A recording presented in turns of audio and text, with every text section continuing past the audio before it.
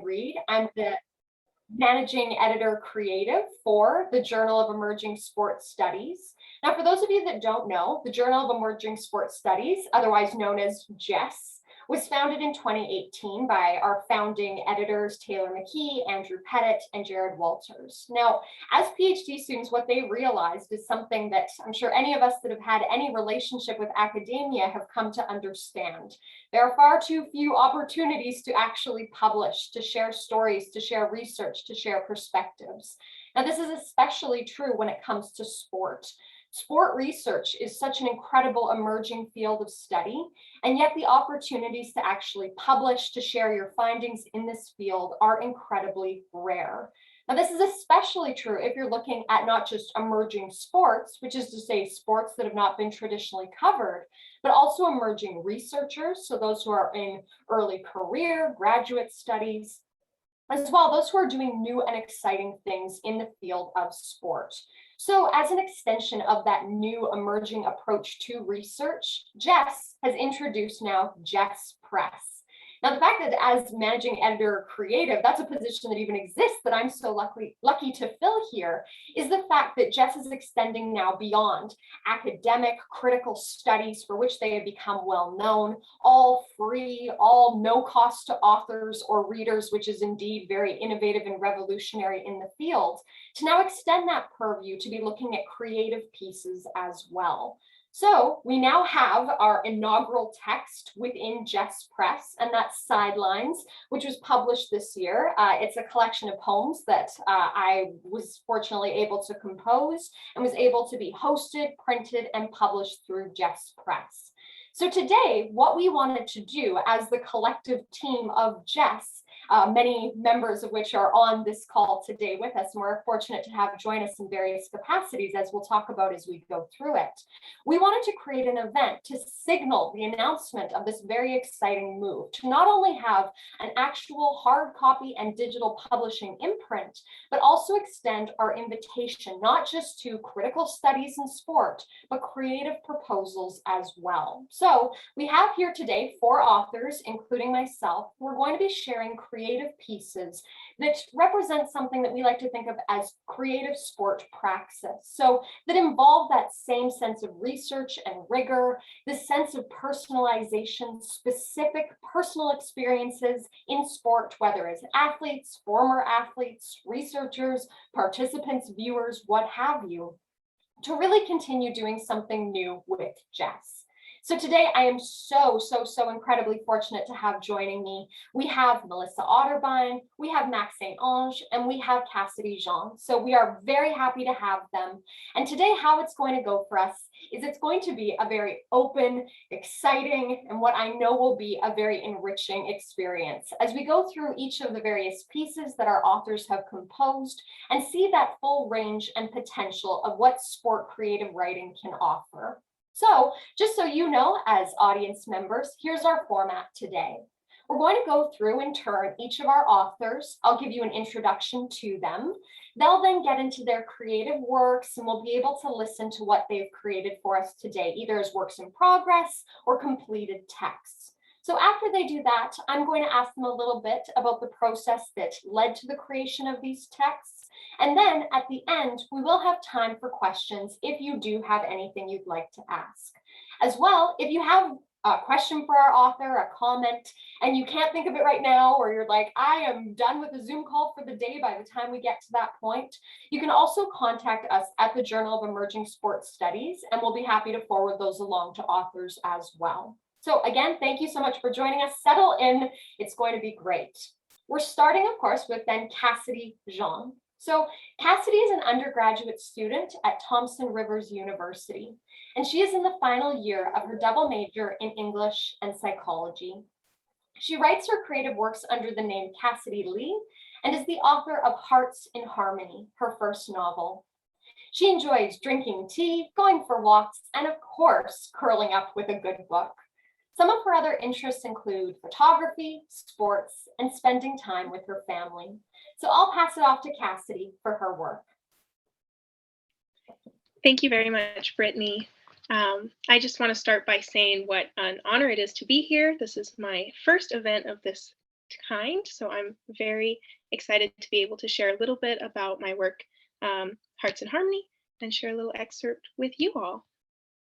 So, as Brittany said, Hearts in Harmony, it's my first novel, and I'm going to be reading an excerpt from it today. Just to give you a little bit of context, this is a Christian romance novel about a professional hockey player with his name is Kyle, and he's got a young daughter, Ellie, and the new nanny for his daughter Ellie is named Harmony, and she's a former missionary. And it's kind of just about their story and how they change each other's lives when they meet. So I'll get into that. I'm dropping you right into the middle of something, so please, I hope you enjoy. And I guess just a little context for this excerpt, Kyle and Harmony have had a bit of an argument, and Kyle is dealing with some unknown health issues. So. I'm going to be sick, he mumbled under his breath. Being angry actually lessened the pain in his abdomen, but now it came back at full force. Even worse than that, he was disgusted with himself. Scott and Lucas were right. It was just a bunch of hockey cards, and Ellie's card was really cute. Kyle groaned as he thought about how he had yelled at Harmony and told her to be gone before he got home. Reality dawned on him, nearly as painful as the stabbing sensation in his gut. He couldn't let her leave. He couldn't lose her. Kyle reached into his jacket pocket and felt the velvet box that contained the ring he wanted to give to Harmony. He needed her. Ellie needed her. His whole family needed her. And he loved her. He loved everything about her, her ready smile, her compassion for everyone that she met, and her protectiveness of Ellie. If he lost her, he didn't think that he would ever win her back. He needed to call home. Now. Kyle reached into his other pocket and felt his heart drop. He'd forgotten his cell phone. Kyle could have banged his head through the window. Of all the days to forget his phone, it had to be today. Maybe he could borrow Lucas's. Kyle moaned, the pain in his abdomen taking his breath away and pushing out all other thoughts. Yet it was only a dull ache compared to the pain in his heart. Lucas turned around, concern evident in his expression. You okay? You don't look so good. Maybe you shouldn't play tonight. Kyle shook his head. This is important. I have to play. In reality, Kyle knew that if he didn't have something to do, he'd go crazy.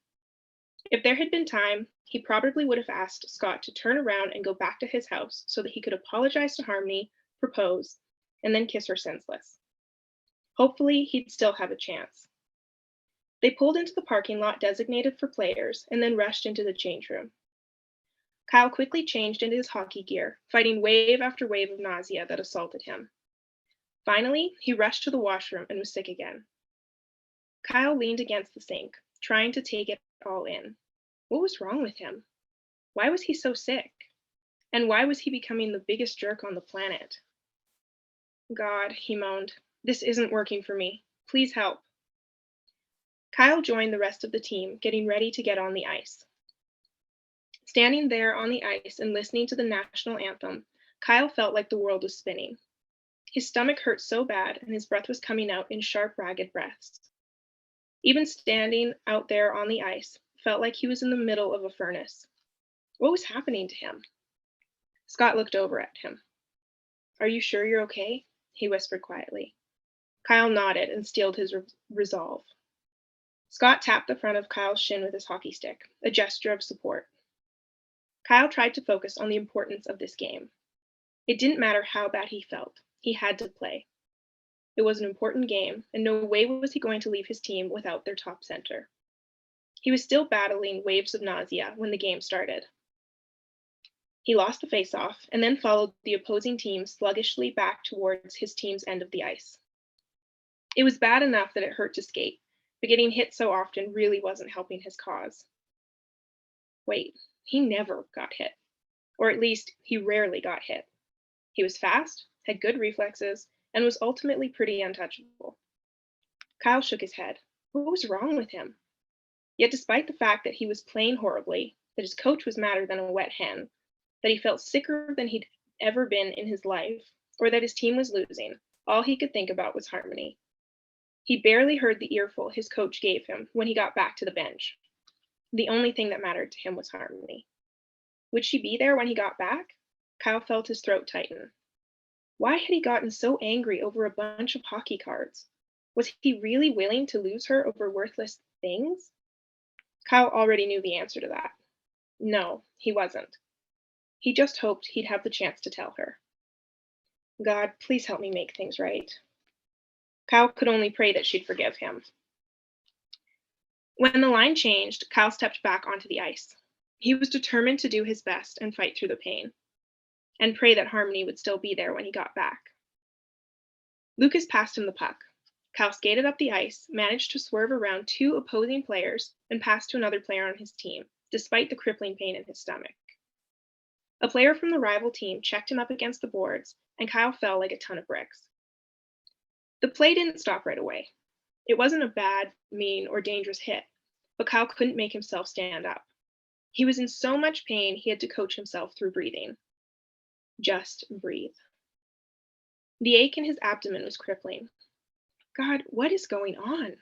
Why was this happening to him? Why now? Now when everything else in his life was falling apart, this had to happen too. Kyle heard the referee whistle the play dead. The next thing he knew, the paramedics were putting him on a stretcher and pushing him off the ice. Kyle remembered the paramedic asking him what was wrong. He'd only managed to moan out an answer about the pain in his stomach. He felt pretty out of it for a while, unable to focus on the conversations going on around him because of the gnawing fear looming like a dark cloud over him. Was he going to die like this? He wasn't really afraid to die. He knew that having accepted Christ, he didn't have to worry about ever seeing the ugly face of death. What really troubled him was what would happen to his family. What would happen to Ellie? He could console himself with the fact that though she would doubtless miss him at first, she would move on, and by the time she was older, he would only be a faint memory. But what about his mother and Lily? They would have to raise his daughter and always wonder whether or not he had ever actually accepted Christ. And then there was Harmony. Pain squeezed his heart, making him forget the pain in his stomach completely. If he died now, he'd never get to tell her how he felt about her, never get to ask her to marry him. No. Determination rose inside Kyle. He wasn't giving up. He wasn't going to surrender. Harmony would have to know how he felt about her. She had to. God, please let me live to tell her. And that is all for me.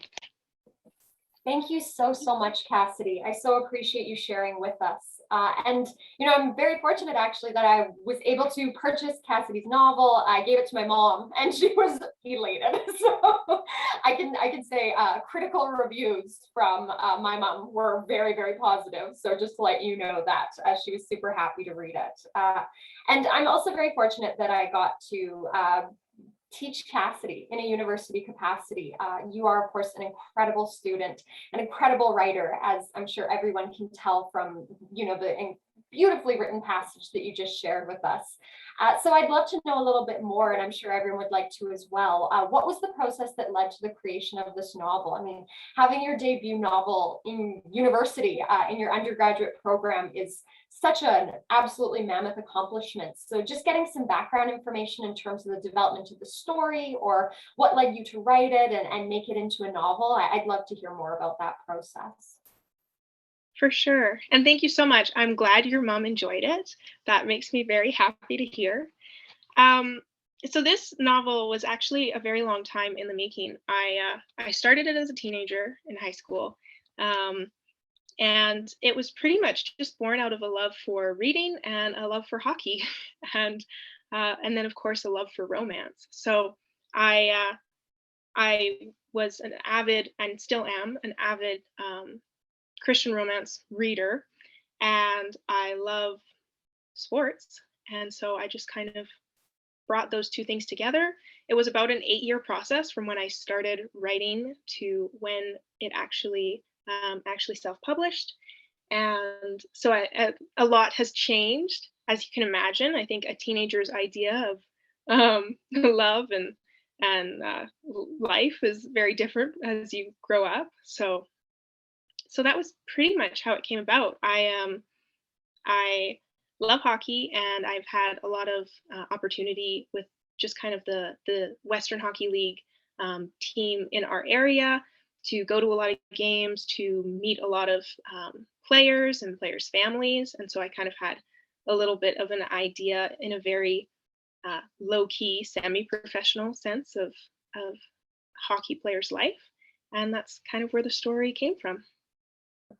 It's just amazing to hear. And, one of the things that really stood out in that passage is, I think something that will be a recurring theme today is that idea of injury and what that means for players, and, the traumatic effect of injury, both in a physical and psychological sense, that I thought that you captured in such a wonderful way. So the last thing that I would ask before, of course, we turn it to questions at the very end is, what do you imagine next when it comes to this story or future works? What are sort of the next steps for you now as an author?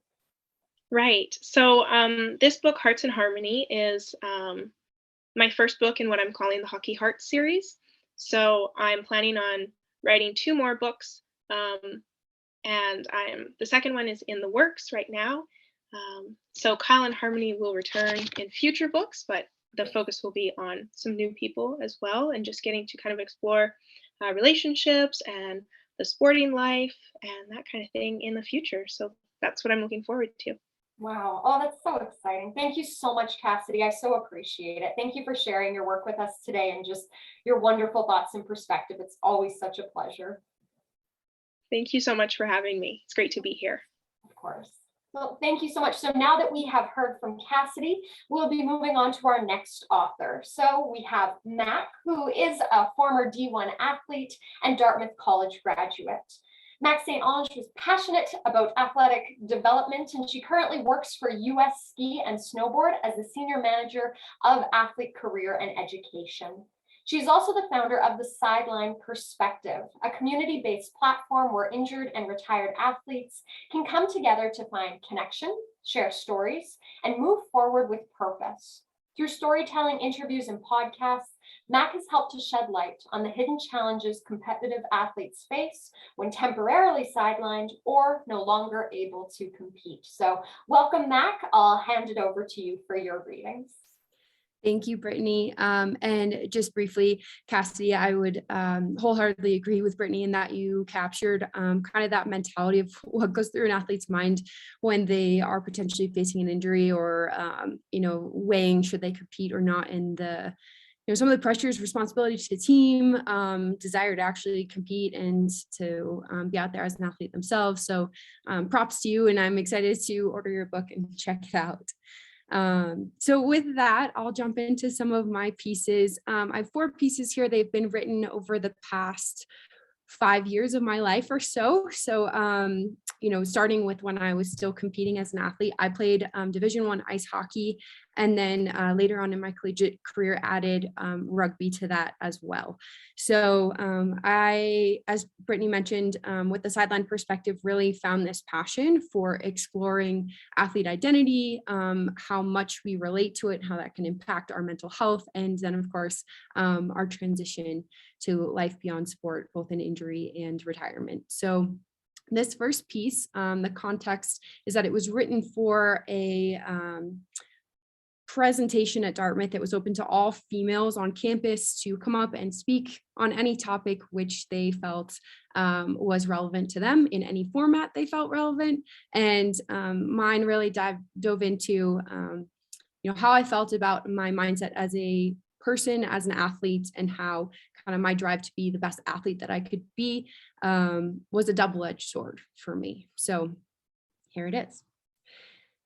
There's a quote that hung in my 3rd grade classroom that read, "Good, better, best. Never let it rest until your good is better and your better is best."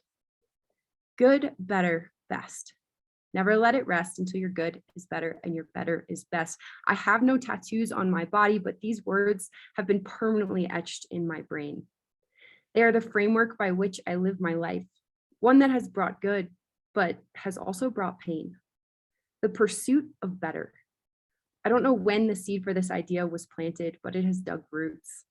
It has turned my brain into a scanner, constantly looking for ways to improve, searching and finding the smallest flaws to remove. And yet, even when found, and even when fixed, the result is still never something of which I approve. Because the problem with better is there's no good enough. The problem with better is it's not just some stuff, better sister, better person, better athlete, better friend. The problem with better is better has no end. And so I searched for ways to be quantifiably, undeniably better. And I began to live life by the numbers. First in the classroom with scores on tests, next in the gym with personal bests, then the food that I ate, calories consumed, and ultimately my weight, the pounds I wanted to lose. I can't remember the first time I thought that too much of me was a bad thing, that my body composition said something about my character, that muscle said strength and fat screamed flawed. I don't know when better became synonymous with leaner, that to be strong, I had to look strong, as if a toned back could somehow shoulder a greater burden, as if defined arms could hold tighter the ones I care about, as if muscular legs could provide a sturdier base for my confidence to stand on. I don't know when self-belief became tied to my thighs, when mirrors began to scrutinize, and everyday thoughts revolved around food, and my body image dictated my mood, when anxiety attacks became commonplace, and I learned to cope just by staring into space, trying my best not to let my mind race. But when it does race, reaching for the wheel, for a way to steer, for a way to feel better. I don't have it figured out yet. And yes, that quote still repeats in my head like a broken cassette, but I'm learning it's a balance between giving my best and knowing when to rest. And it's still blurry, but I'm trying to find that line. And I know it will take practice, and I know it will take time, but I guess I'm getting better. So as I said, that piece really dove into kind of my mindset as an athlete and as a person, that there were details about my game that needed to be improved, and that as a female, my body image and my body composition and my strength related directly to my athlete identity, and that there was always something to pick apart and to change. And then I, at that time in my life, didn't know how to distance myself from that. I didn't know how to take a break without it feeling like a step backwards. I didn't know how to let myself rest. It was just a constant drive for improvement in athletics and in life. And so that was really like in the midst of my athletic identity having this hold on me. And the next piece that I want to share with you guys is something that I wrote about a year and a half later. So this was just following my senior season and my senior kind of day with hockey, and realizing that hockey was now a closed chapter in my life. And this was another school assignment in a theater class. We had a 90-second time window to introduce ourselves to the class. And up until that point, my introduction was simply, I'm Mac and I play hockey. So I wrote this piece exploring everything else and all the other pieces of myself. They say that I am are two of the most powerful words in the English language, because what we choose to put after them defines our reality. I am a student. I am an athlete. I am a sister, a daughter, a friend, and a teammate. I am a Sigma adult, a 2017 graduate, and I am hyper aware that these labels don't really tell you anything about me. And so I am also a chai tea lover, a wannabe writer but don't have the time, an idealist, a people watcher, and a great hugger. I am the kind of person who picks the chunks out of Ben & Jerry's ice cream, a hometown girl who wants to see the world. I am a firm believer in the healing powers of coffee, cuddling, and good conversation. But I'm also comfortable with silence, the times when words aren't needed and thoughts can flow in. I'm a chronic overthinker, a brain always on, ask why kind of person. I'm a bit of a nerd. I'm a quote lover, comforted by the thought that the right words at the right time can change a life. I'm a perfectionist, a get it right the first timer, do more, do better, always say yes, sir. I'm an extremely competitive person. I don't quit, stubborn as hell, shoot for the moon, and get out of my way, pursuer of dreams. In that pursuit, I am adding to this list every day. And for that reason, I'll be all these things and more tomorrow. Taking the time to sit right down and write this, 90 seconds to share, but hours to write and to edit and to adjust was a huge part of my athletic journey, ironically. To create this list of all the other parts of myself, to own it, to feel the power in it, and to be creative with it was one of the first times that I really got to acknowledge myself beyond my sport and give myself hope for all the things that I was going to get to be in my future. Up until that point, it felt more like a loss that I wasn't going to get to play hockey anymore. And in writing this, it was opening the door for opportunities. And so the writing process of both of those pieces was so powerful and so therapeutic for me to understand my identity, put words to the things that I was going through, that I realized there was, a lot of power in these reflection pieces, and really in figuring out who you were and who you wanted to be beyond your sport. And so these experiences led to me starting the Sideline Perspective, which, as Brittany mentioned, is a platform that I've created for other people to also share their voices and their experiences in leaving sport. So covering injury and retirement more specifically. And it's been a really powerful platform for me to be able to run. And so the next piece that I'm going to share is the piece that I wrote to kind of put something out there and show other people that they can write and reflect as well. So this was the very first piece that was published on the Sideline Perspective, and it is regarding my personal experience with my first serious injury in sport, and that was a broken bone playing rugby. I actually made it out of my hockey career injury-free. So,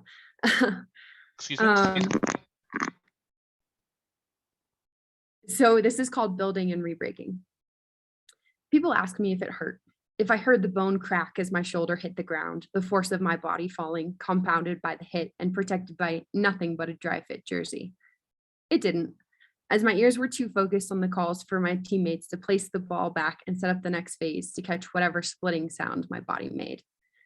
I finished the game, adrenaline is one heck of a painkiller, and walked with my team for our cheers and high fives, fully knowing something was wrong, but not quite ready to admit it. Finally, at the urging of a teammate and sudden rush of dizziness, I made my way to the medical tent.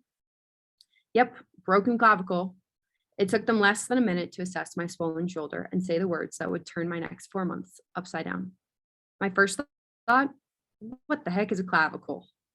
I got my college degree in psychology. I learned about all the different parts of the brain and how it functions. I can tell you what the amygdala does, the cerebellum, the cortex. I can name 5 different neurotransmitters, but nowhere in my overwhelmed brain could I place the word clavicle. It wasn't until the 4th time I heard it that I realized they were talking about my collarbone, and they only seemed slightly concerned by the fact that it had been snapped in half. Before I could process much more, my body started shutting down on me.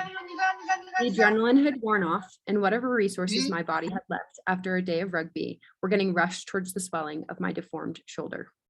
The med staff on hand was asking me who I was, where I was from, who was around to help me. As much as I tried to focus on their questions, all I could think was, stay awake, stay awake. I must not have looked too good because they got me lying down on a stretcher just before it was lights out. By the time things settled down, I was strapped in, staring at the ceiling of the ambulance. The endless questions from the trainers had stopped, and I was left alone to pose my own. What do I do now? This was my first broken bone, my first serious injury, and I wasn't quite sure how it would go. Believe me, I learned. I learned how frustrating it can be to not be able to do simple things for yourself, like put your hair up in a ponytail, put a sweatshirt on, or close a car door. I learned that as much as I loved to talk, I was unable to communicate what I wanted or needed from other people because I was so used to taking care of myself. I learned that there is an aspect of grief in the recovery process. Grief for the able-bodied person I was just hours before, grief for the activities I could no longer participate in, for the time that I felt like I was losing. Of course, grief also came with denial. I showed up to work when I should have taken time off, went to the gym to just do legs less than a week after surgery, hung out at practice and insisted I could toss a ball with my one good arm. When it eventually became obvious that I couldn't live the normal day-to-day I had before my break, I learned how confused I was without training structure to structure my routine around. My busy schedule became void of the usual activities, and I felt as though I'd lost my sense of purpose. I had to reorganize my priorities in an order I had never seen them before, with my sport at the bottom of my list. In the wake of the frustration, the grief, and the confusion, eventually came clarity. I learned to ask for help, and in doing so, realized my support network ran further and deeper than I ever could have imagined. From strangers opening doors to teammates opening their homes, the journey was not one I had to take alone. I learned that time was my friend, not something being stolen from me. With each new day, my bone was stitching itself back together, and I was making progress. I learned to embrace the little things as big wins, getting my arm above my waist, my shoulder, my head, being able to put my own hair up again, hold a cup of coffee, a spoonful of Ben & Jerry's chocolate therapy. More importantly, however, I learned that what my body can do is only a small part of who I am. I learned that instead of trying to bulldoze my way through the recovery and return to the life I'd known before, I'd have to take a step back and find a path of lesser resistance. In my case, that meant leaving the new adventure I just started in Hawaii and moving back home to New England. There were times that changing course felt like letting people down, like I'd failed or was quitting in some way. But doing what was best for me meant something that wasn't simple to explain or rationalize to people who didn't see the whole picture of my experience. It was easy to show the surgery scar on my shoulder, but harder to express the wound I was trying to heal in my head and my heart. In time, I learned that breaking is simply an opportunity to rebuild. I came back to my life on the East Coast in a way that felt like fate must have had a hand in. I got a job working with my former rugby team, connected with old and new friends, and found value and opportunities in places I hadn't thought to look before. I don't know where my next adventure will take me. What I do know is that I see my future with more creativity and more possibility than ever. I took things one day at a time, and now, 12 weeks later, I'm healthy and ready to step back into playing rugby with a titanium rod screwed into my collarbone. It is stronger for the experience, and so am I. The last piece that I would like to share with you guys is called The Power of Perspective, and this was written February of this year. So I actually didn't step back on a rugby field competitively since writing that. So I stepped fully into retirement, which is something I wasn't expecting at the time. And it was a slow process to fully realize and to admit to myself that there were other priorities and other things I wanted to move into in my life. And I would consider myself 4 years out, I would say, from really having competitive structure to my routine from an athlete perspective. And that's about how much time it took me to really be able to write this piece and come to terms with what my athletic career has meant to me on a whole. So here's my final piece. Thank you guys for listening. My athletic career was a roller coaster ride, full of ups and downs. It was one that I sometimes questioned if I was enjoying, until I stepped off and wanted nothing more than to get back on again. I looked back and it's easy to remember the good. The times when I was high on life and my chosen sport of hockey brought me pure joy. But in telling my story, I would be remiss not to touch on the parts where I was simply holding on for dear life. There are moments I wouldn't change for the world, and moments I wish I could go back and give myself the gift of perspective. At age 10, watching the US women's national soccer team on TV with my dad. You don't know it yet, but this generation of female soccer players are going to redefine what it means to be a female athlete. You'll look up to them in every way, even cut your hair short like Abby Wambach and grow up with them as role models. They are the first to teach you that women can be strong, powerful, and use sport as a platform for good. You may never wear a national team jersey, but you will join them in that mission. At 15, crying in my kitchen, thinking I might get cut from my first elite hockey team. You get a taste of what it means to play with the best in the country, and for the first time, the fear of not being good enough creeps into your mind. This is a seed that, once planted, will take years to unroot. Your identity as a hockey player is strengthening. You worry about something threatening that identity, and you decide you will do whatever it takes to protect it.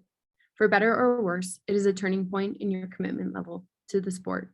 You will have years where you lose yourself in the game, but your work ethic will set you apart and be the reason for your future success. At 16, winning a soccer state championship. You slice the ball into the bottom corner, and after double overtime and a round of penalty kicks, cinch the state championship for your school. It is simultaneously the pinnacle and the end of your soccer career. Bittersweet and your first taste of transition, this will be as close as you get to your US women national team role models. You look for new ones in the sport of hockey, but where are they? It will be up to you and your teammates to become them. The women's landscape is just finding its feet. You'll have to fight for your opportunity to play the game. At 19, getting the official recruitment call. It's a bright sunny day and your phone rings from a familiar number. It's the call you've been waiting for your entire career. You have to pinch yourself as you hear coach say, we've got a spot for you. You know in your heart, Dartmouth is where you want to be, and you'll be right. The people, the team, the opportunities will be more than you ever imagined. You'll score your first collegiate goal in your home opener and jump into your parents' arms in celebration after the game. The only thing going through your mind, it was all worth it. At 21, facing my anxiety. There will be a moment you know you're not okay. When you realize your teammates don't face the same crippling anxiety around food choices you do, don't hyperventilate after eating ice cream the way you do, and don't train excessively to manage their body size the way you do. There will be a moment you know you're not okay, and then there will be another moment you decide to be brave enough to ask for help. In getting that help, you will begin to untangle the narratives around being lean, being an athlete, and being female. You will realize that in your pursuit to be a better athlete, you are compromising your ability to be a healthy human. It will take time, but you will take your power back from a system that took it without asking. At 22, being named captain. Your senior year you will be named captain of your Division I collegiate hockey team. A lifelong goal accomplished. That thought pops into your head again. It was all worth it. You are prepared for what it means to lead, but when it comes time to execute, you will be surprised by how much the right decisions can still hurt. You will learn that you can't always trust people's words, but rather their actions, and you will experience the true meaning of accountability. It will be hard to face your teammates when they don't hold to team standards, but it will be a life lesson in integrity that you will take with you forever. At 23, saying goodbye to hockey. The buzzer sounds, and that's it. A 12-year chapter closed. Senior day on home ice with crowds of friends and family in attendance. You got yourself on the scoreboard, skated hard until your last shift, and played from your heart. Sure, there were other levels to reach, other places you could go with the sport, but you knew in your heart that you were done with competitive hockey. You gave it your all for so long, you didn't realize that there was a weight that lifted off your shoulders that day. For the first time in your life, you'll allow yourself to look back with pride on your accomplishment. With no next step to chase, no uphill battle to fight to get to a higher level, and no more sacrifices to make in the name of the sport you have forever identified with. You will bask in that freedom for a while, and then the question, what next, will hit you like a ton of bricks. It will take time to answer, but with exploration, curiosity, and encouragement from friends and family, you'll stumble upon your next passion, supporting injured and retired athletes. You'll get to use the ups and downs of your career to speak to the next generation.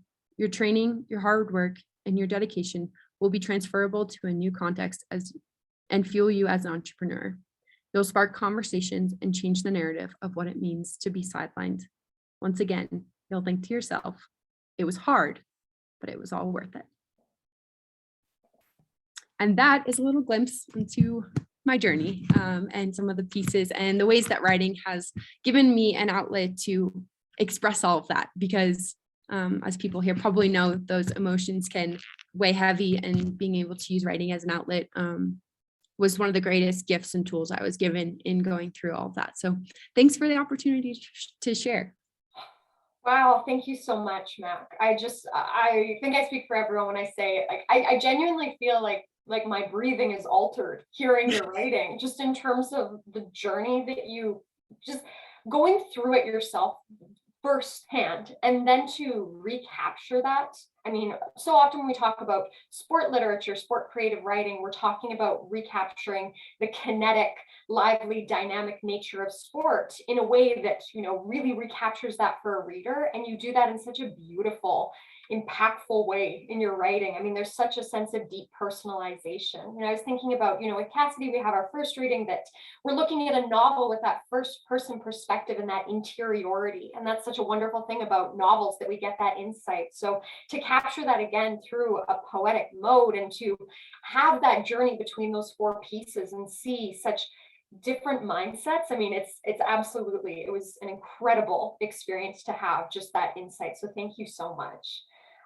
Something that there's so many somethings that I'd like to pick upon. First of all, as you were talking about good, better, best, I didn't realize how pernicious that phrase was until as you were repeating it and untangling it for yourself, that there was that sense of dread, the expectation and pressure that comes along with that. But, these questions of identity and athlete not just being someone who participates in sport, you don't just do it, it's not just a verb, but it is actually an identifier. I thought, again, such an incredible thing to see. Something that I think is so interesting that totally incidentally unifies our works together is this notion of sideline. This is something that fortunately Melissa, and she'll be speaking to us in a second, but one of the managing editors at JESS, Melissa Otterbein, put us in connection. And I'm so glad that she did, because speaking to you about the sideline perspective, it is the titular title of our event today, this idea of sidelines, and it's something that you engage with. So, you talked about the sideline perspective, and I just would love if you wouldn't mind just for you to continue talking about how did you make this extension from charting your personal journey through creative writing to creating a platform. At JESS, we're all about, creating platforms, and this is what you've done for athletes. What was it that allowed you to see that this worked for me? Perhaps this can be useful for other athletes. And what has that experience been like so far for you?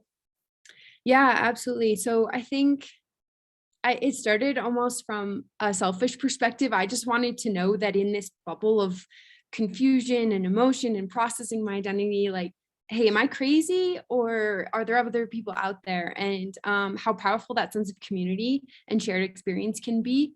And so it started with conversations, and then I would be on the phone and I'd be like, would somebody hit record on this, please? Because I can't be the only one who needs to hear this, or just know that I'm not alone.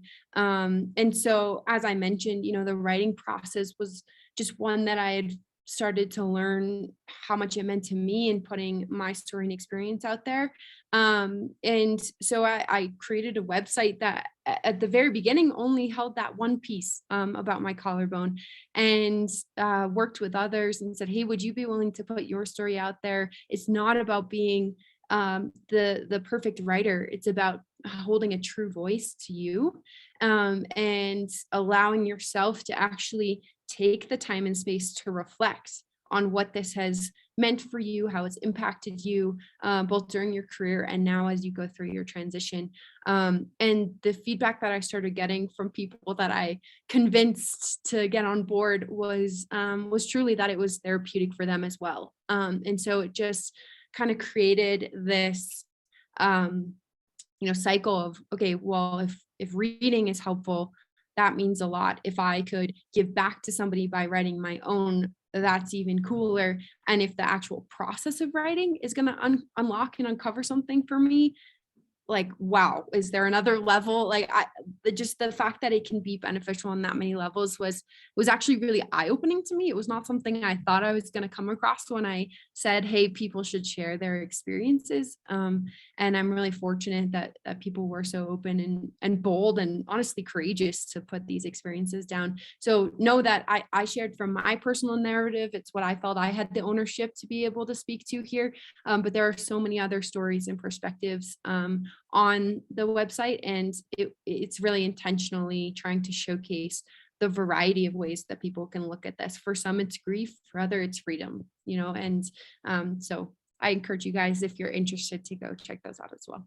I cannot possibly plug this website enough. If you are someone who's interested in athletes' experiences, in just, creatively dealing through these various experiences and perspectives, that's sidelineperspective.com. And you can see all of these different stories, and Mac, what you've been able to put together, the generosity of spirit, not just to share your own perspective, which again comes from a real place of vulnerability. And as you were talking in that second piece about identifiers, so often it's like, well, I'm not a writer. That's not who I am. But the fact that you have empowered not just yourself, but others to adopt that moniker themselves, and to see if they can almost have a sense of, in alignment with physiotherapy, to have this almost creative literary therapy. I think it's not just, creating beautiful, incredible works yourself, but to, again, provide that tool for other athletes. It's just an incredible act of generosity and produces incredible works. So thank you so much for sharing today. I can't possibly thank you enough. It's been just really lovely to see what can be done in terms of sport literature and creative sport writing, not just in terms of, again, the valuable works that are rendered from it, but just what that process can do for athletes as well. So thank you so much. Thank you for having me. Excited to hear from you and Melissa. Perfect. Thank you so much. Look at that segue. Thank you, Matt. So next up, we have Melissa Otterbein, who I mentioned previously. Speaking of generous, creative individuals, Melissa is an absolutely foundational member of the JESS team.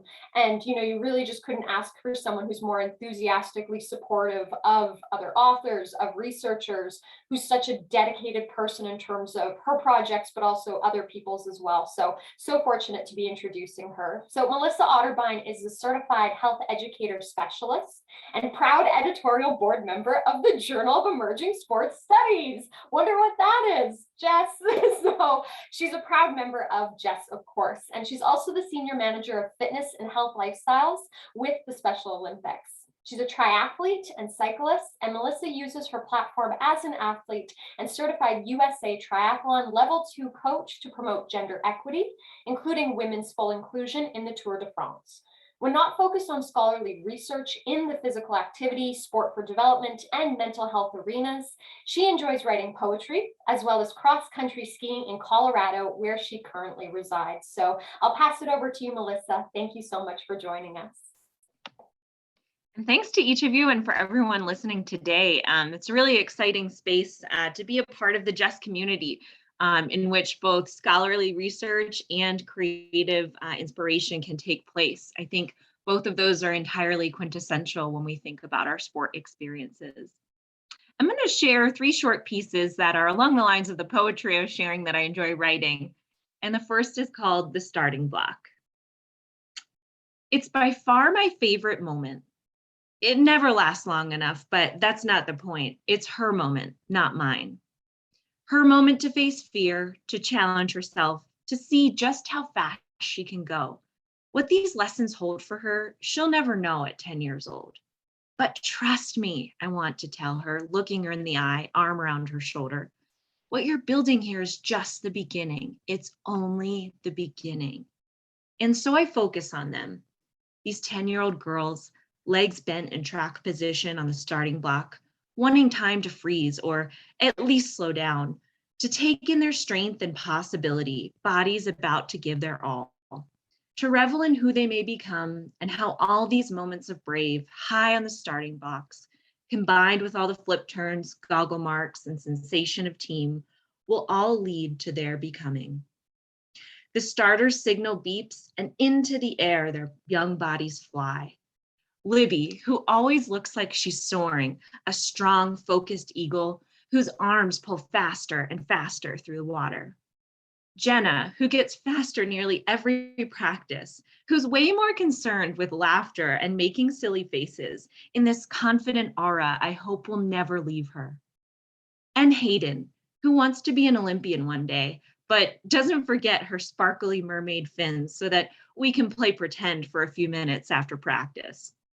And there's so many more heats that will go off today with so many more stories I could tell you of these girls.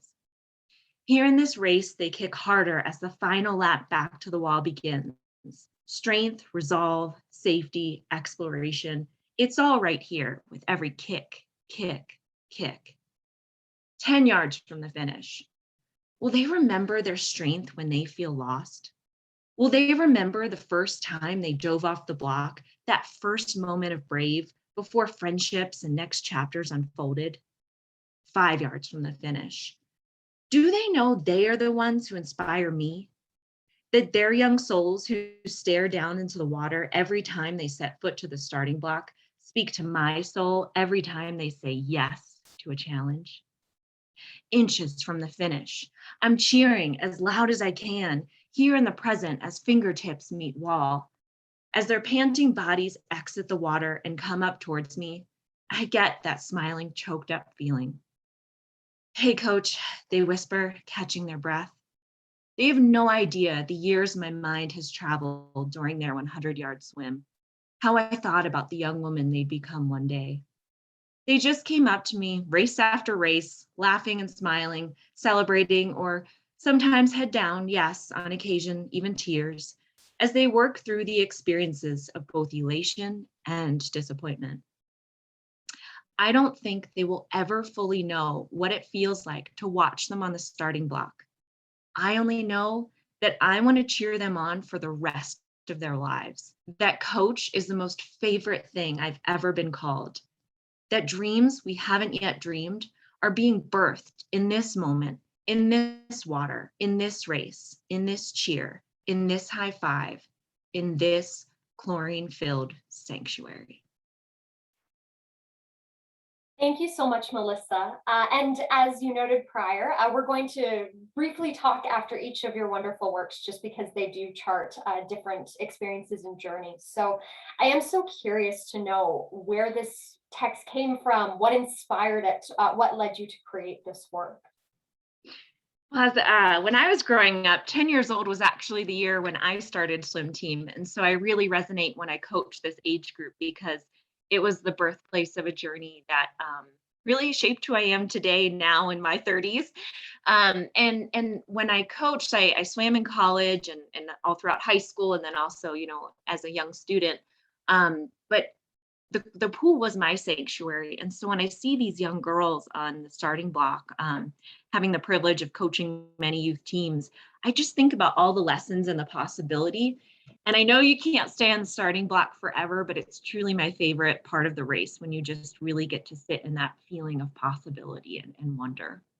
Oh, it's so lovely. I mean, I can't help but be a literary person. And so I was seeing so much of John Keats actually in your poem, which, as a poet, it's always the best feeling. It's like, yes, John Keats. So, but the fact that, that starting block moment reminds me so much. He has this beautiful poem, Ode on an Ancient Urn, or Ode on a Grecian Urn, rather. And it's this idea of this moment in time, this perfection of this moment where you just want to stay there. You want to stop in it, because no one's gone through the race and lost. No one's not been able to beat their record, but there is that perfection of that moment before that you just want to sit in. And that's something that's been covered in so many exciting ways through these works already, that purity, that single isolated moment where everything is working, where you haven't been injured, where you haven't aged out of sport, where you haven't had that disappointment. And I think that's just such a beautiful crystalline moment that you create there through each of these swimmers and through yourself as their coach. I mean, that's so nice to be able to look back and see yourself in them. There's, again, such a generosity of spirit with that. Thank you. No, it's just lovely. It's really lovely to see. I mean, again, going back to John Keats, because again, there were so many elements of it that reminded me. He has this concept of sympathetic imagination. And again, hearing that poem and hearing the way that you talk about the interior life of these girls and you characterize them, they're not just tools for you to be transported back. It's through that humanity that you feel for them that you can empathize with your own experience. I think it's just beautiful to see that insight. So that was just a really lovely depiction there. Thank you. No, of course. So please continue with your second poem. Thank you so much. Yeah. The next piece I'll share is called Behind Your Goggles. It was 5:30 a.m. on a dark December morning in 10th grade. I stretched my goggles over my navy blue swimming cap and pressed the gaskets tight to my face, grateful to dive into cool water, always ready to meet me exactly as I am. No one can tell if you're crying behind your goggles. No one can tell if you're hiding behind your goggles. I don't know how many times I said those words to myself in high school. No one can tell if you're angry behind your goggles. Mom was drunk again last night. I couldn't be angry at home, but you can be angry here, I remind myself, kicking the water fiercely. I couldn't be sad at home, but I can be sad here, I remind myself, tears mixed with chlorine water filled all over my face. I couldn't speak up at home, tell my parents how I truly felt about the chaos of addiction that spoke in the loudest silence. But I can speak words of encouragement to my teammates who feel like soulmates that keep my heart beating through these unbearable nights at home. I couldn't scream at home, but I can scream or cheer and jump up and down and loud as I want on the pool deck. The water is my sanctuary, my sacred safe space in which I am allowed to feel everything. It's okay. I can be me here. And I move with every part of me with strength. Thank you so much, Melissa. Would you like to share some of the insight or some of the process that led you to the creation of this work? That image of tears behind the goggles is, of course, so arresting. And, you know, if you're comfortable, I'd love to hear more about that process. Yeah. Well, something I appreciate about this space is whether it's through research, whether it's through fictional creative writing in the form of a novel like Cassidy, or through interpersonal narratives like Mac, and your poetry too, Brittany, there's a space to talk about the full spectrum of sport. And I love it so much, and I want to praise all of its qualities. And I know at the same time, for some people, sport is not a safe space. And it's our goal now as advocates, writers, poets, researchers, teachers, coaches, to make it be such. And I feel lucky because where I didn't quite have a supportive home environment, growing up in a home where there was addiction, home did not always feel like my safe space, but the pool was, and I could be me there. And so knowing that I had a safe space to be, I think allowed me to be resilient and come out of my home environment feeling strong. And it's given me compassion to know that whatever time I have when I'm coaching athletes, I only know a fraction of their day, and I don't know what type of home environment they come up to. But if I can make that space be their safe space where they can feel the full spectrum of their emotions and their humanity, I think we're going to see a generation that can really tap into their full resolve and who they are as the wonderful humans they will become. Oh, it's really lovely. Thank you so much, Melissa. And again, I'll pass it over to you for your next piece. Yeah, I'll finish with one last piece called Beast. He pointed to his back tire. I now knew what that meant. It was his way of saying, I see you're pushing yourself. You're reaching that point where you're getting close to exhausting your energy. I want to see you succeed. Draft off my wheel and keep going because you're fast enough for this. Now go. So much was communicated through a simple finger point. I nod and stare intently at the back wheel, no longer worried about hitting it like I used to fear in the beginning. I do not worry about the miles ahead, and if I can sustain this pace, here are my two wheels, my freedom machine. I trust my instincts that he's paying attention to the road and the traffic around us on his humid July weekly training group ride. I'm a beast, I'm a beast, I'm a beast. I repeat over and over again in my head. Isn't it selfish to think of yourself this way? A stray leftover thought of my nice girl days asks. I thought I got rid of you, I shout back to the nice girl. I was in my 20s. I thought I would have deconstructed and unlearned all of the unhelpful messages of society's norms for women by now. I thought unlearning would be easier. It's been a process in which I'm both a student and a teacher, and it's a classroom where no one needs to raise their hands anymore. You see, all the bike rides, swims, and runs, all the sport practices of childhood teams, they all led to this, that there is a difference between self-centeredness and pride. There's a difference between cockiness and confidence. There's a difference between thinking you're the shit versus doing the hard work of making yourself into the brilliant, tough-minded, resilient soul you've become. The latter are all entirely quintessential and utterly indispensable. And now in my 30s, having gone through that deconstruction process, I am still learning every bit as much as I teach and want to instill messages that never, ever need to be reconstructed into every young woman I coach, that we can hear over and over again until we all get it, until those limiting stray voices of niceness are crushed into the macadam that will one day pave the road we will ride on, squashing those messages that do not serve us with all of our weight. There's this feeling I get when my helmet is on and my shoes are clipped in, or my laces are tied on the track, or my arms pulling through water. And when you get it, you get that feeling over and over again. This sense that anything is possible, that we can believe beyond difficulty, that you can do bold things like make goals that almost feel uncomfortable stating out loud. Because as soon as you do, as soon as you set your eyes on that horizon, criticism will come. And when it does, or when that circuitous journey whose finish line feels like it moves further and further away, you do not have to be nice. You can think appropriately highly of yourself. You can get pissed and proud, and those feelings, those ones are just as much my teammates as joy, as laughter, as my smile, as our hearts. So saddles and fields and paths and courts and all the spaces in between are all the perfect places to be a beast.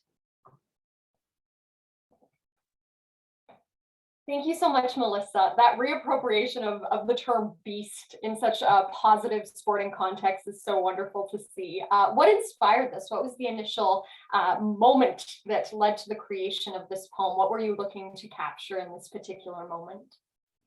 I was in my mid-20s and training for a 70.3 half Ironman, or as I call it, a half Iron woman race. And the he I'm referring to is the leader of our weekly training rides. And he was a former pro cyclist at a local bike shop near where I was living in Baltimore, Maryland. And at the time, I was really processing a lot of how I wanted to identify as a feminist, reconstructing messages I learned from both society and some of religious teachings I had heard. And really I wanted to reframe how I wanted to express my own identity as a woman.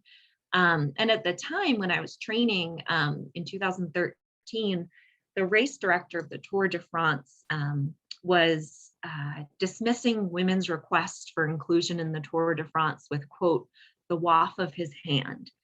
And I remember hearing this story on ESPN. I appreciate your anger, Brittany. I thought to myself, like, this person didn't even have the dignity to listen to a woman who just wants the same opportunity that the men are having.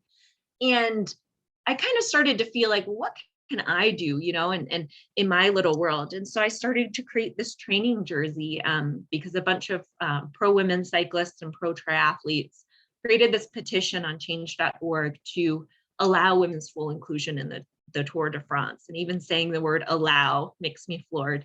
So I used that summer and the following summers to really advocate around this petition and this kind of change in policy, to really just personify and signify that it doesn't matter if it's a bike race or a boardroom or a home environment, women should be treated with equity.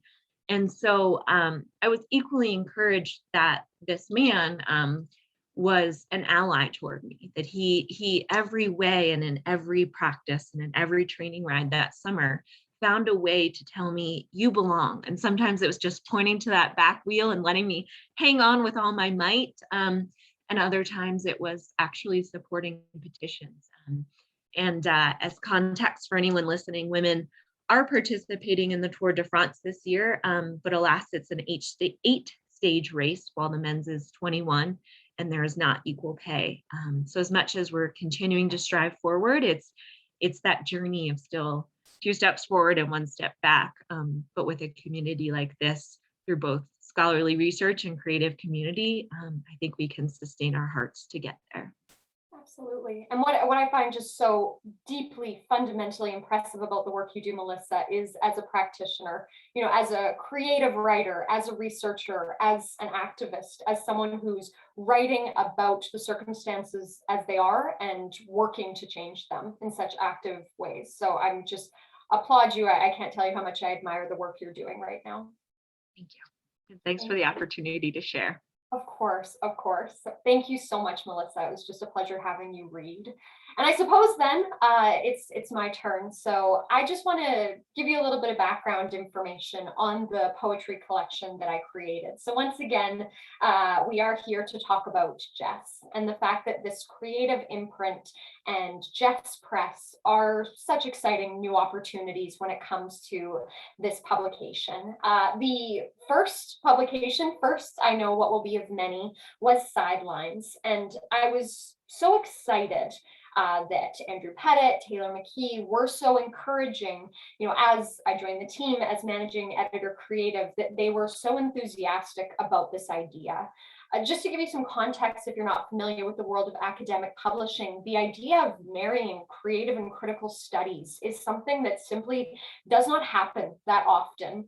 And the belief that creative work can have that same level of rigor, can have that same critical thought, that detail, that analytical mode, I think, as you can see from the wonderful offerings provided today, is absolutely untrue. We've seen that, again, that sense of interiority, that sense of, through imagery, through metaphor, through this rich inner world created, not just for athletes, but those who are watching them, those who have been them, yearn to be them again, know that it's a pastime, whatever the case may be, that it is through creative sport writing that we can get a real sense of insight. So I believe it to be such an incredible genre to be working within. Prior to this point, I had been an instructor of a sport literature course at Thompson Rivers University that I was fortunate to teach a number of times. In fact, Cassidy Jean, our wonderful novelist who started out our program, was an absolute brilliant student in that course.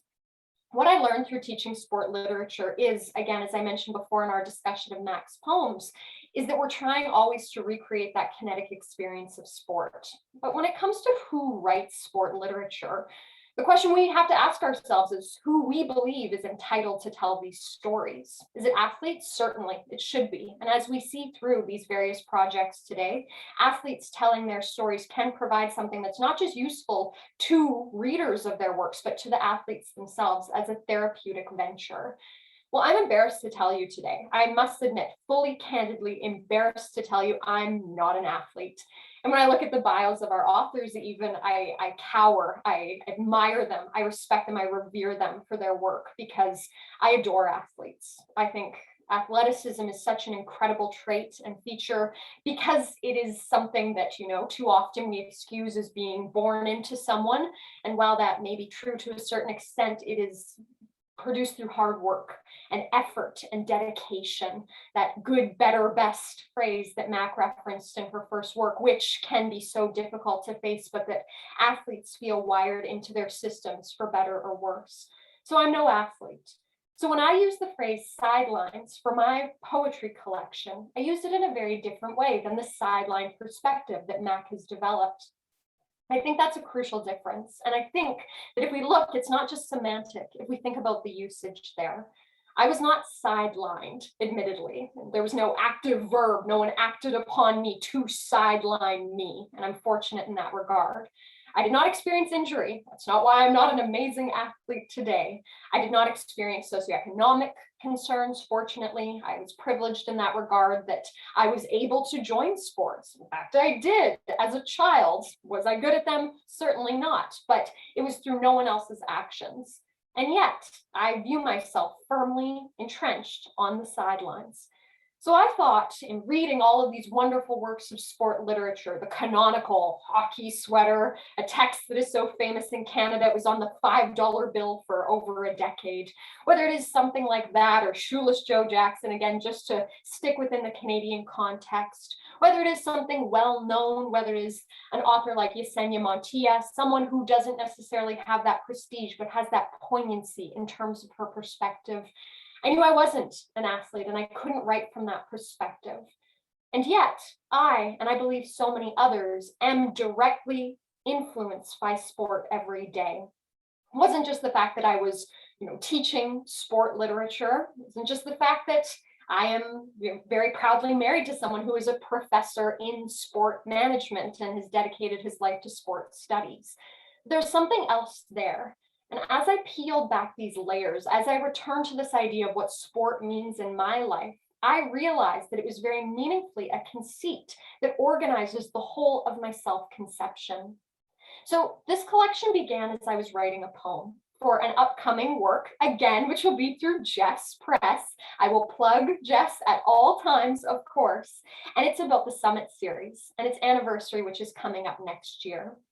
So I wrote a poem one day, just sitting at my kitchen table with my husband, about the Summit series, my experience of it, or more specifically, my lack of direct experience. I wasn't born by the time the Summit Series was happening in 1972, so it was entirely secondhand information. And talking about that experience with my father. Well, that poem, very quickly written, will feature in that later Summit Series collection. It was also the initial germ, the seed, as it were, for Sidelines, my collection of poems. So today, I wanted to share two works from Sidelines with you, two poems. I was thinking, which poems do I select? What do I pick? And I went back and forth, I just decided to go with my heart and pick two works. What stood out to me? What did I feel like I wanted to share with others? And it was only after going back and looking at some of the ties that bind these works that I realized that there is a lot that links them together. So the first poem I'm going to read is entitled Winifred Gallen. Now, this is a work that is very close to my heart. Winifred Gallen is a name that, if you are familiar with sport, you will not know in all likelihood. It's the name of my grandmother. And again, like sport itself, I knew my grandmother, but not so well that I had a sense of familiarity, that I feel comfortable identifying even as her granddaughter, if nothing biologically speaking, but not in that familiar sense of that earned relationship. And in writing this poem, I realized that despite not knowing her in the full way I would have wanted, and not knowing her as an athlete in any capacity, that I had a lot of very strong feelings and emotions. My grandmother, Winifred Gallen, who became then Winifred Reid when she was married, was an incredible athlete, unlike me. And she strongly identified with that in a way that was in no way popular, was in no way considered acceptable or ladylike or feminine at the time. She was a multi-sport athlete, and she's since been inducted into the Alberta Sports Hall of Fame for her many sporting accomplishments, not the least among them that she played baseball in the United States during World War II, very famous baseball league that has since been immortalized in things like A League of Their Own. As well, she played basketball for the world famous Edmonton Grads, who made an Olympic appearance. But it wasn't even that moment that struck me about her, that history that I knew that haunted my family like a specter. It was her wedding announcement. I was going through newspapers.com and the way that archival research goes, and I saw her wedding announcement. And I felt this sense, the same frustration that I felt in hearing Melissa talk about the Tour de France and talking about the pay disparity and talking about that sense of allowing women to participate in sport in any equal way. And it made me mad on her behalf. So here is the poem that I created, Winifred Gallen, based on that experience. Miss Winifred Phyllis Gallen, who played with the world-famous Edmonton Grads from 1937 to 1940, was married Saturday in Norwood United Church to Mr. William John Reid. As an Edmonton grad, you never would have been permitted to marry. As a woman, you were expected to be an athlete and Miss America all in one, but always a woman first, and a woman that could be had. You needed to be well practiced in the pageantry. By that point, you were skilled at negotiating the conditions of women's athletics. Track and field, softball, basketball, hockey, and curling were not enough to outweigh feminine expectations. Sometimes I think of you having to don lipstick to play basketball. You wanted to scream. I can feel it in your photos. But you well knew the conditions of living the life you wanted. Yours was a rebel heart, and you mastered every game you played. When the Grads disbanded in 1940, you were free to date, free to marry. In fact, now was the time to make good on the promise implied by your potential. You married an artist and were toasted by your former coach, whose name is now on a school. You finally earned your first headline in the Edmonton Journal. Former Edmonton grad star is married at Norwood Church. Did you want to scream then too? To have your starlight only acknowledged through your marriage, as if your career was just a courtship? Before you were Winifred Reid, you were Winifred Gallen, and you were exceptional. I can feel it in your photos. So again, even though I did not have the direct experience of ever seeing my grandmother play one of the many, many sports that she was gifted at, I know it. I feel it in her photos. And even though I am embarrassed that I do not follow in her footsteps, and even though I shudder to think what she would think of that, I can feel her in her photos and her athletic experience at that time from the sidelines. The next poem that I'd like to read, and this is something I realized was incidental as I was selecting these works, determining what I wanted to share with you today, has a lot in common with this previous poem. Again, we're dealing with an athlete. We're dealing with a female athlete. And again, it is worth pointing out at this stage that the fact that we have such an absolute representation of female writers, female athletes when it comes to this event was entirely incidental. But I think reflective of the fact that there is so much to tell. There are stories to share. There are changes that need to be made, and that creative writing offers us just one of many opportunities in order to enact that. So this is entitled Women's Sport. And again, we are dealing with an athlete who I don't know, certainly less than I knew my grandmother who passed away when I was 6, but I've never met this athlete.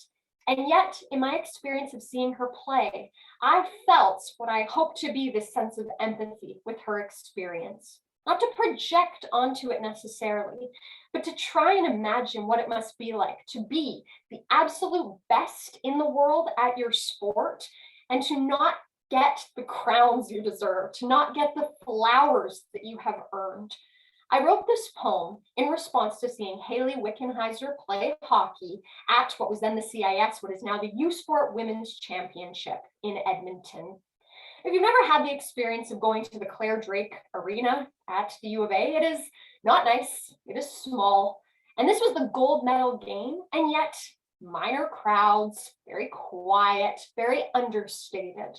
And I saw Hayley Wickenheiser play. Hayley Wickenheiser, one of the best hockey players that has ever played the game.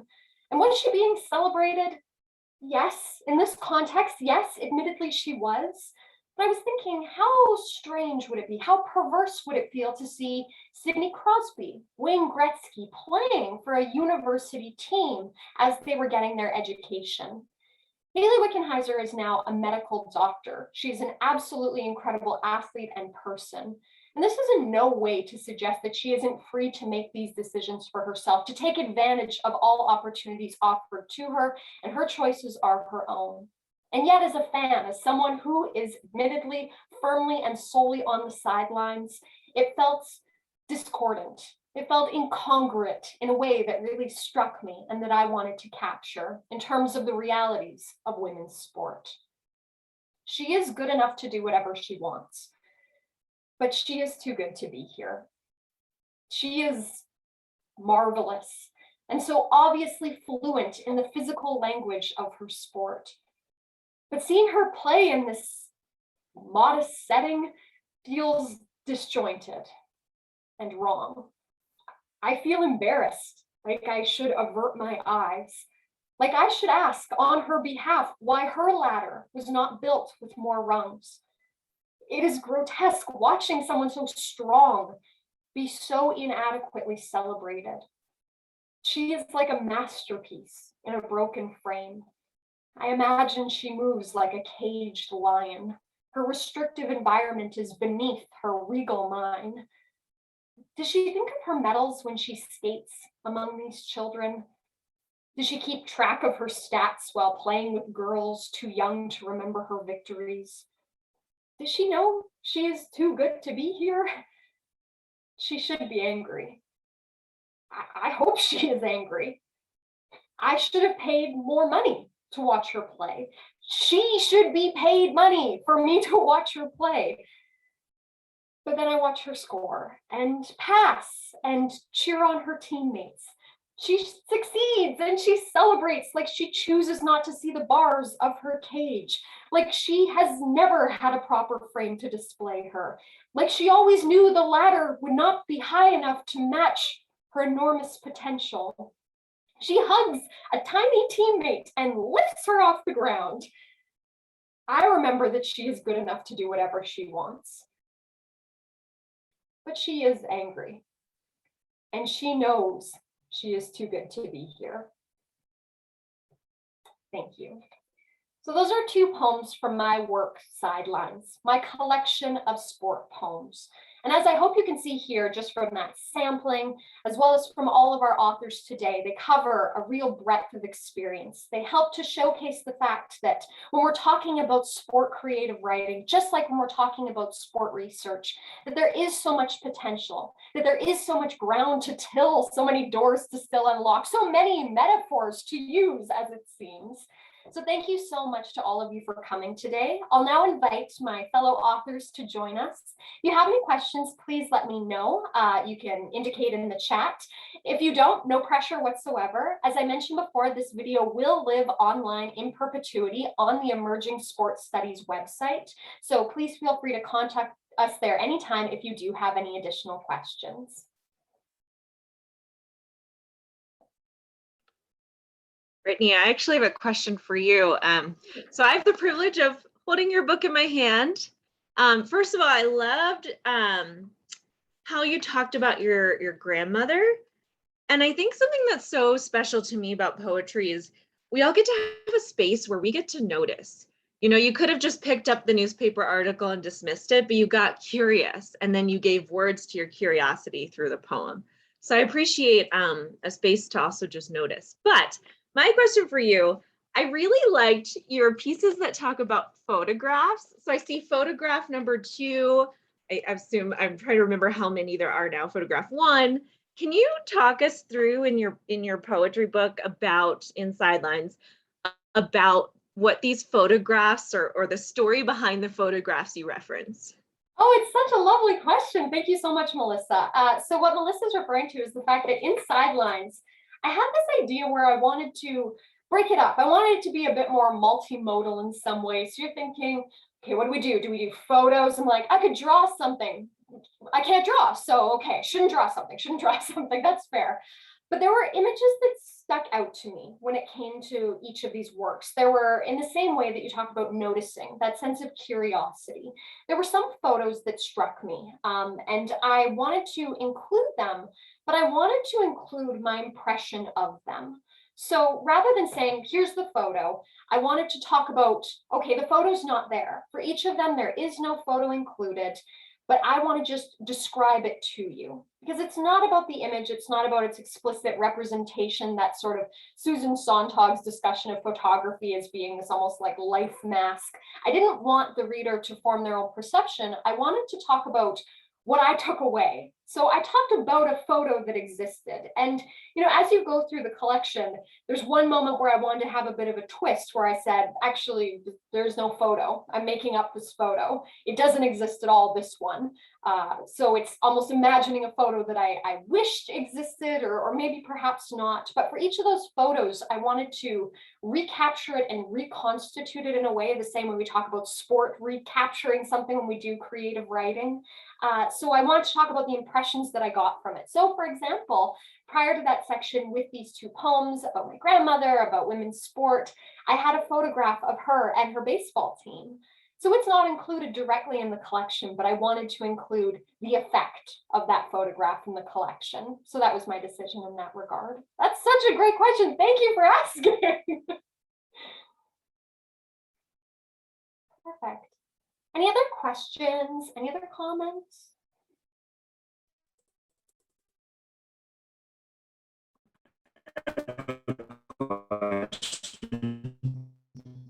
Andy?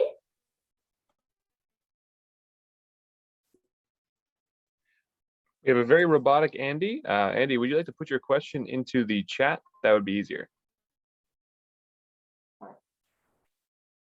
Again, I was just struck by the fact, hearing all of these wonderful works, just the connections between them, the synergy between so many of these moments was just remarkable. So it you know, when you have like a conference panel and they just sort of end up speaking to each other, this was really lovely. So I'm just so appreciative. But Andy, I'll pass it over to you if you're ready.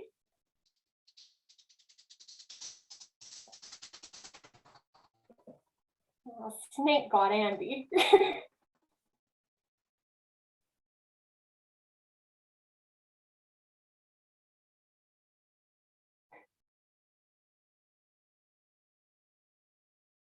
Andy, you there?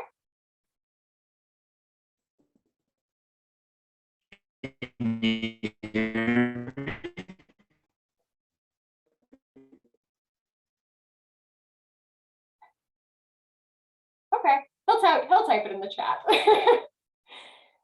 But in the meantime, again, just to our authors, is there anything additional that you'd like to share when it comes to your experience or your experience hearing the other authors, or how it influenced your interpretation of sport literature and your interactions with it?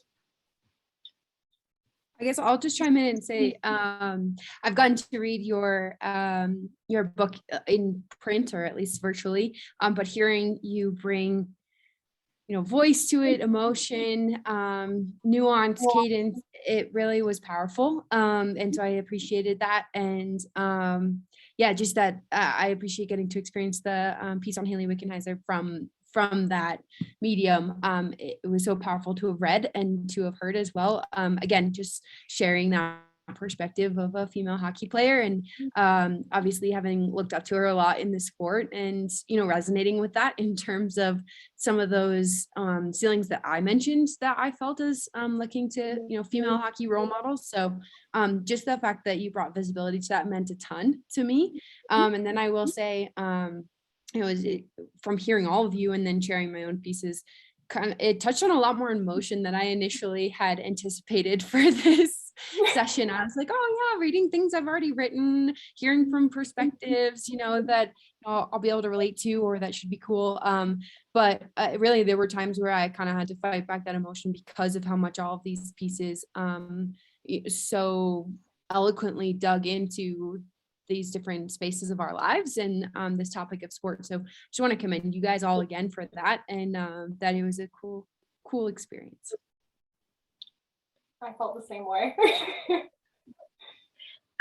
I just wanted to say, to echo Mac's sentiments, it was such a privilege to get to hear all of your pieces and your perspectives on sport, and it's just really inspired me for more writing, and it's just this has been such a cool experience for me. I think you're all wonderful, and now I'm like, ooh, I've got more people to like look up and find out what they're doing and all that kind of stuff. So thank you all.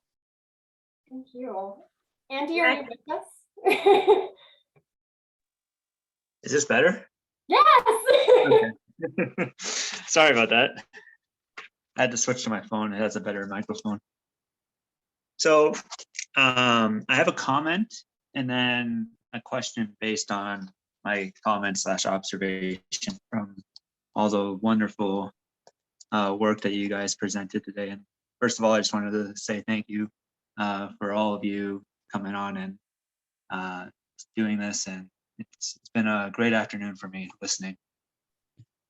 So my observation is that a common theme in all of your work is pain, and also the struggle to find hope that there is a solution for the alleviation of. Found in all of your work is that while there may not be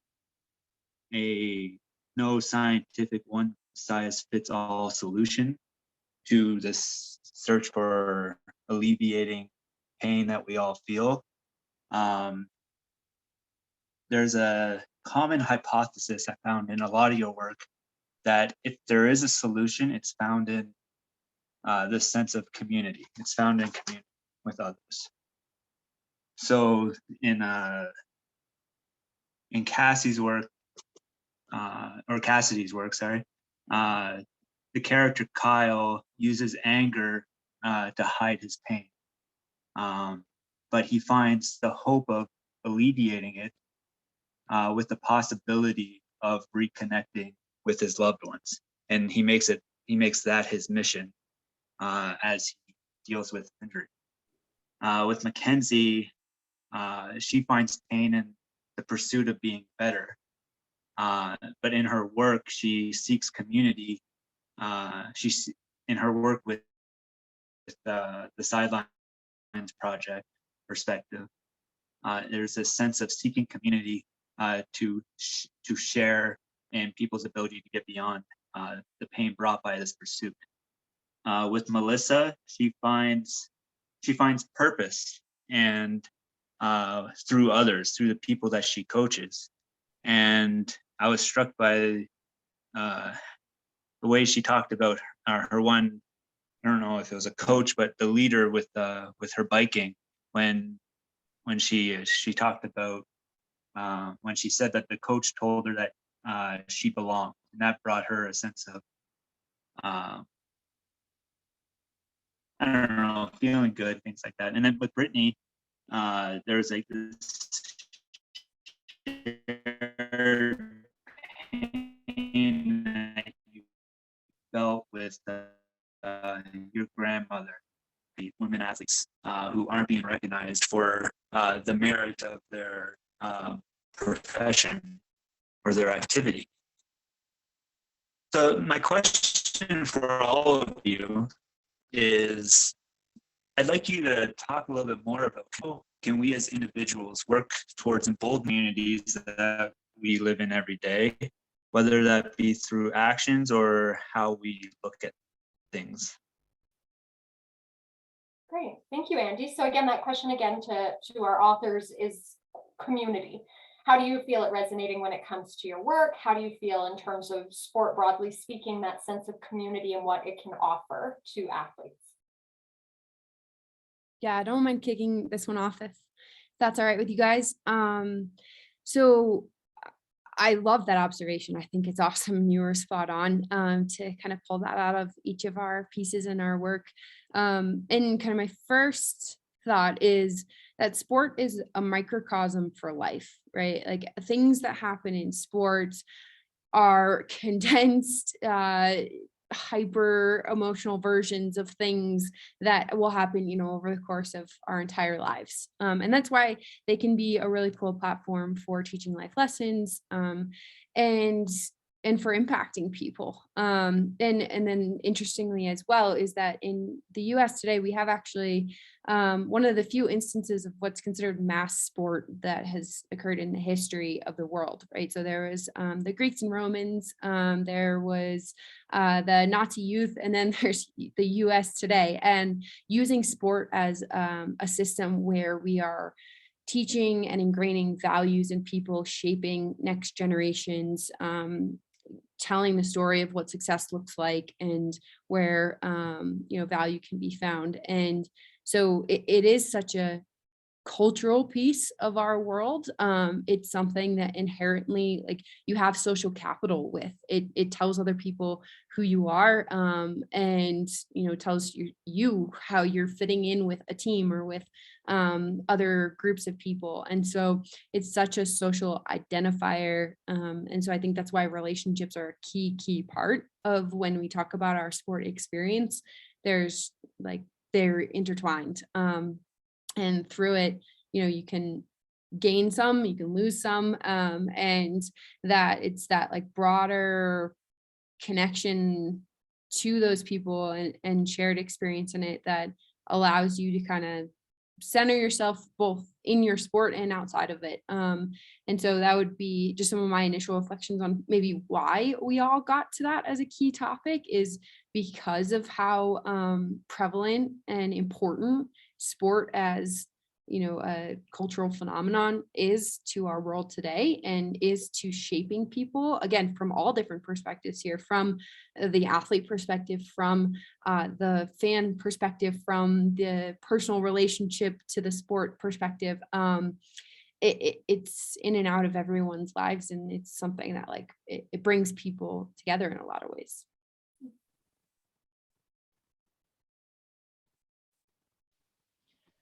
Absolutely. Yeah, Cassidy, go right ahead. No worries. No, I think that was a great point that Mackenzie made. And I think it's really interesting, thinking about the community surrounding sports. Um, I I'm more like you, Brittany. I don't do a lot of sports. I have done sports in the past, but I'm more the fan angle. And one of the things that I've always really loved about sports is how communities form around sports. I had the privilege of presenting a paper on basically how identity is formed in conjunction with sporting events, and whether that's a national identity or personal identity. And so I think that community is so central to how we feel about sports and how we feel about other people and how they feel about sports. And I think that it can definitely be a huge positive in bringing people together. But we also see how, with sports rivalries and things like that, they can kind of pull us apart. But I've always really admired that positive aspect of how sports brings together a community that extends far beyond just the people who are playing the sport. So if that answers the question. It does, thank you. Melissa, do you have anything you'd like to add to that? Well, I've been thinking a lot about your readings. Mac brought up experiences I've had as an athlete, when it comes to questions and thoughts we have about our own body image, or what it really means, like mentally going through the process of an injury and how much that changes the day to day. It makes me think about how community can also be built through that willingness to be the person who does speak up. And it kind of inspires me in my coaching that I've done and will continue to do, to want to have to want to be the one to create that conversation. And I think what you're doing, Mac, is really giving a voice to have some of those conversations, so you can build a community that's actually talking about the experiences that maybe no one talked about when you and I were in sport. And I think it's a tremendous opportunity to build community by actually talking about all the things that no one else seems to be, but perhaps is internally experiencing. Yeah, no, thank you. I appreciate that. And Andy, to touch on kind of that other part of your point there in terms of the pain that we also expressed experiencing or touched on in our pieces. I think for me, like, yeah, my pain that I spoke to was that pursuit of like always needing to be better at something, as well as then the confusion of who am I without that directed pursuit in sport. And for me, and creating the sideline perspective was about building awareness to that pain, because I did not feel like I had a heads up. Nobody told me, hey, by the way, committing your life to this sport is going to come with the side effect of having to renegotiate who you are and what you want in life at the age of 22.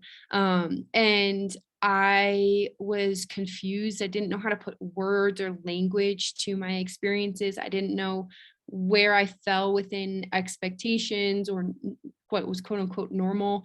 And so I love the quote, you can never win a fight that you don't know you're in, right? You're going to get blindsided all day long. And I didn't know that I was in that fight to kind of redetermine my identity. And so sharing experiences, coming together in community, being able to bring different light to those things and just building conversation, I think gives people more of that awareness and can help share in tools, in getting that heads up and normalizing that, quote unquote fight that people might be in, to just give them like I said, the awareness to be able to go equip themselves to kind of step up and address what it is. Wonderful. Perfect. So I'm actually going to answer that question of community in a very meta way because, while I, again, don't identify as an athlete and don't have that firsthand experience that I think is so incredibly valuable to so many of the works that we heard today, I have found that through the Journal of Emerging Sports Studies, like authentically, yes, it's convenient that I'm talking about it in this forum, but I have been able to connect, as you see, with wonderful authors such as those featured today, researchers, those contributing to the field, and that allows for yet another community when it comes to sport. And the opportunity then to share your ideas with that community of broader readers, fellow scholars in the field, fellow creative writers has been such a privilege and an immense pleasure that I think continues to expand this network. So with that point in mind, I wanted to, again, genuflect back to some of those community elements that are so essential to today and what we're celebrating in terms of that creation of JESS Press and that extension into that creative vein. So what does that mean for you as someone who's listening or to our wonderful authors is that now we are going to be soliciting submissions for the journal that do fall within that creative range. So if you or someone you know is interested in writing a creative sport piece, you can see from today what defines creative sport literature is incredibly broad, it's changing, and it's varied, as varied as those who write it themselves. So if you're interested in writing something, please contact us at the Journal of Emerging Sports Studies. Write something in the subject line even about creative submissions. We don't have strict outlines in terms of what is required of those proposals. At that point, this is just because creative submissions do take so many different forms. But if you're just interested or if you have an idea, please do let us know. We are always interested in proposals or ideas or completed pieces. So if you'd like to submit, contact us anytime. We'll be happy to check that out. Again, just to continue pushing the wonderful works talked about today, we have Hearts in Harmony that you can purchase from Cassidy Lee. And again, love it, highly recommend it. Just great, fits within that lovely, I know Cassidy, we talked about this when I was in classes with you, but that lovely like Hallmark Christmas movie, just like settle up with a cozy book vibe. It's great, especially with colder temperatures coming in. We have Mac and the Sideline Perspective. Again, make sure you check that out and you see all of the different resources being offered there and all of the great work being done at JESS, both in terms of the critical work as well as the creative work. Again, I mentioned that Melissa is also a managing editor there as well. So I just want to thank everyone on behalf of the larger JESS team. I want to thank, of course, Taylor and Andy, both on this call, managing and founding editors. I want to thank our incredible authors, Cassidy, Mac, Melissa, and I want to thank all of you for joining us today. So thank you so much for coming out and experiencing this sense of sporting community that we forged here. Hope that you got to enjoy a lovely afternoon of these sporting stories, and thank you so much for your time.